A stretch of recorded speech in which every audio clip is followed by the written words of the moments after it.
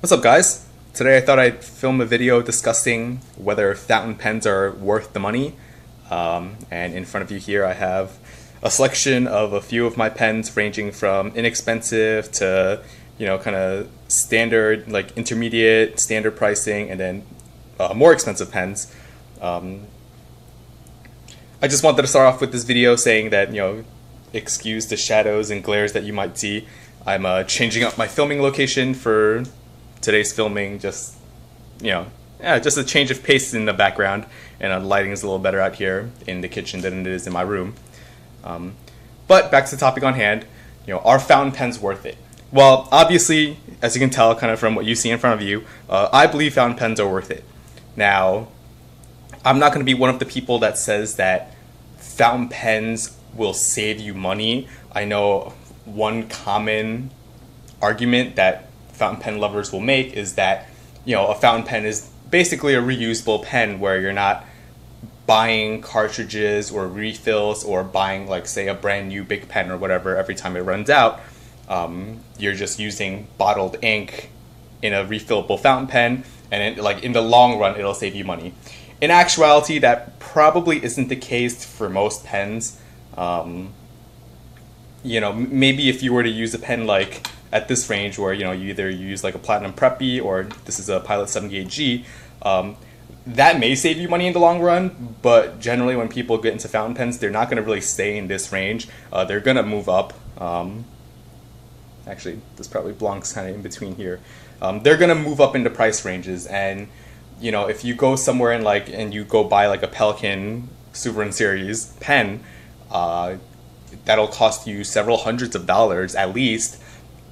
And if you think about it, you could just go to Staples or wherever, buy a huge box of hundreds of cheap Bic or Papermate ballpoint pens, and those pens will probably last you longer than the money that you'll spend on the pen itself, let alone the ink prices. And fountain pen inks, they're not the cheapest things in the world. A bottle, like an 80 milliliter bottle of Diamine, is around $13.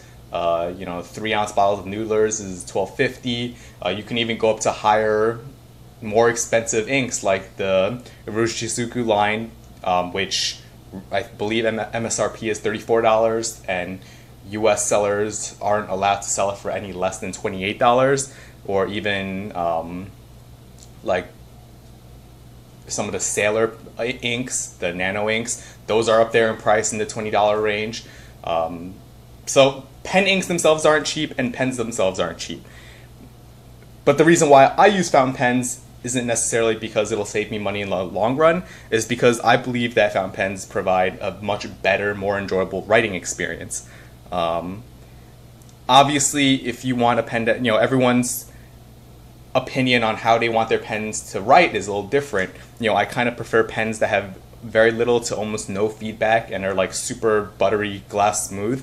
Other people prefer more feedback in their pens, and it's a matter of personal preference. I will say that in general, most fountain pens will be smoother than ballpoint pens, just because they require less pressure to write with. If you use a standard Bic ballpoint pen, you're gonna have to press down pretty hard in order to write a nice line on paper. I've seen people do line variations with ballpoint pens, which is pretty amazing, because essentially they're using very, very light pressure, and they're getting almost flex pen-like writing from it. But that's not very easy to do. And one reason why a lot of beginners at fountain pens kind of ruin fountain pens or spring nibs is because they're coming from writing with ballpoint pens, and they're used to requiring more pressure to write with. In general, if you want to get better writing performance, you're going to end up paying more money, just because of material costs and everything, and because most pen manufacturers, I'm generalizing, but most pen manufacturers will not spend a lot of money on cheap pens to give you better writing performance. It's just not worth it. You have these two pens here. Platinum Preppies are very commonly referenced to when beginners go on fountain pen forums and ask, what pen should I get as a beginner?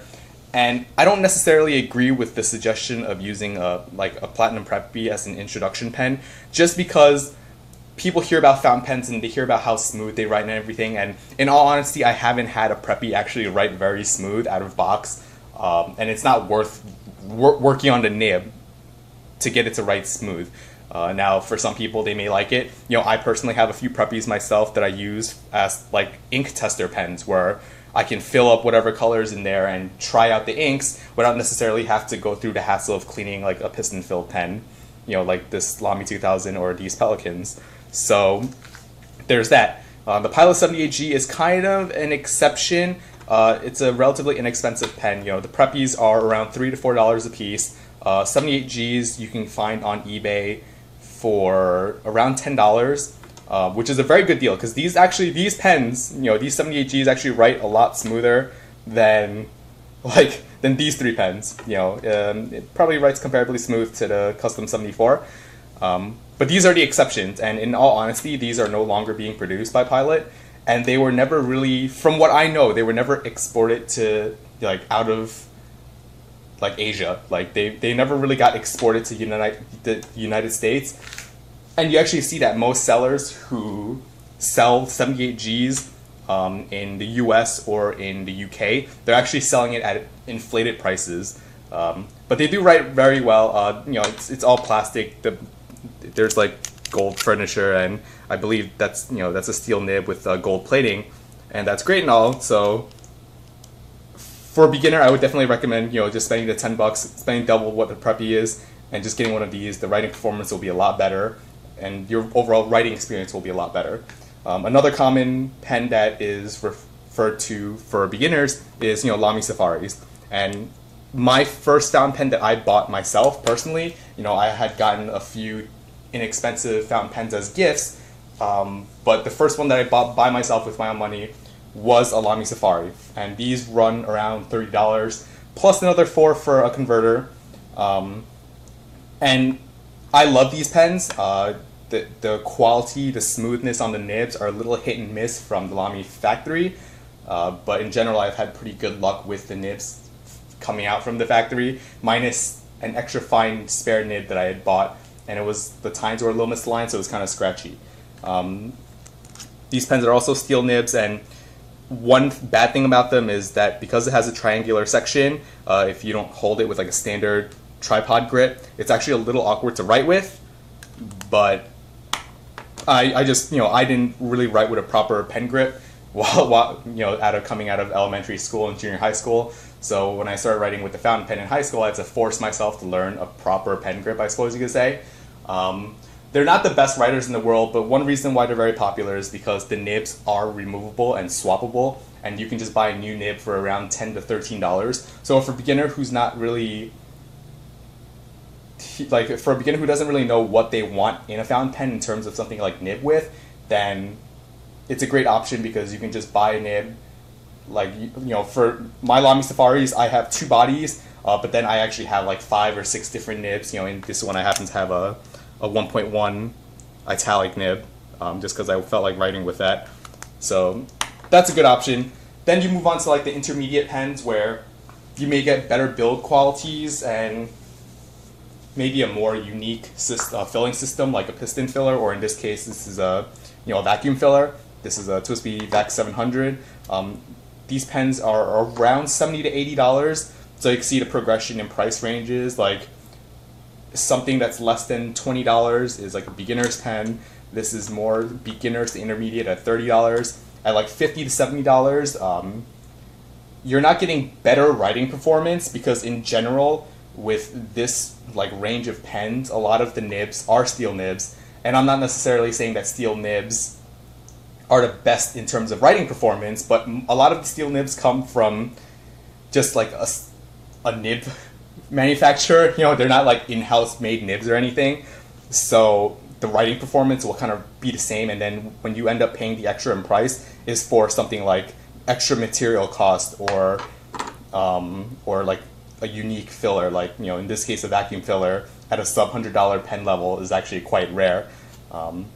So like I said, the writing performance on this isn't any better than Safari. It's a little bit better than the preppy, but in actuality the 78G still writes better than both of these pens. Then you move on to like the $100 to $200 range, which most people consider a standard for pens. And you'll get various different filling mechanisms. You know, in this case, the Pilot Custom 74 uses a cartridge converter system, while the Lamy 2000 uses piston fill. And you can get both of these pens for around $150 street price. If you look around, you get them on eBay or used for slightly less. But these are standard because in general, when you're paying this amount of money in the $150 to $200 range, after that you're just kind of paying for material costs and not necessarily performance. Both of these have 14K nibs, and I'm not saying that gold nibs write better, but when you get up to this price range, a lot of people kind of expect a gold nib, so that's kind of what you get. There are manufacturers like Edison who makes like custom acrylic, ebonite pens, whatever, and their pens range in the 150 plus range, and they're using factory German nibs, but they are tuning them to be smoother and better than just a straight nib from the factory. So I guess you're paying for that.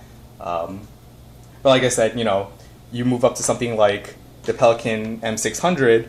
This is also a 14 karat nib, but this costs, you know, like double what each of these pens cost. You could buy one of these pens for $150 street, and M600 is gonna cost you $360 street, depending on where you get it. You know, if you buy from someone like Richard Binder, it'll be like $365, I believe, is what he charges for it.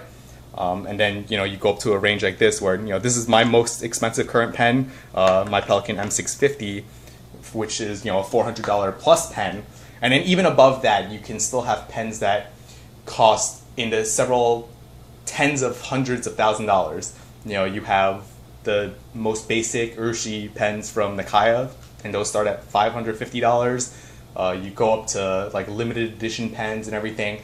Writing performance between those pens will not generally improve, but it's just you're paying for a lot more gold. You know, and in all actuality, I know gold is going up in price now, and that's why gold nibs cost more now than they did, you know, 20, 30 years ago. But there isn't that much gold in the pens themselves to say, well, the melt value of this pen, raw material wise, justifies the cost of the extra cost of the pen. It's just, just doesn't work that way. It's not a linear progression. You know, this pen does have an 18 karat gold nib, and there is more gold plating on this because of the vermeil cap, but it's not that much more to justify the fact that I paid almost double for this pen than what I paid for this pen. I did get a good price on my 600, so that's why I didn't pay the $365 that it's currently going for. So, you know, are fountain pens worth it? Only if you're really into it. I won't suggest to a beginner to start off right away with something like in this line, or even in this range, the standard range, unless they really know that they're going to get into it. Someone who's never written with a fountain pen, it's probably not a good idea for them to just go ahead and start off buying a $100 pen, because if they don't enjoy writing with it, or it doesn't match their handwriting style or how they hold their pen, all of a sudden they've just wasted $100.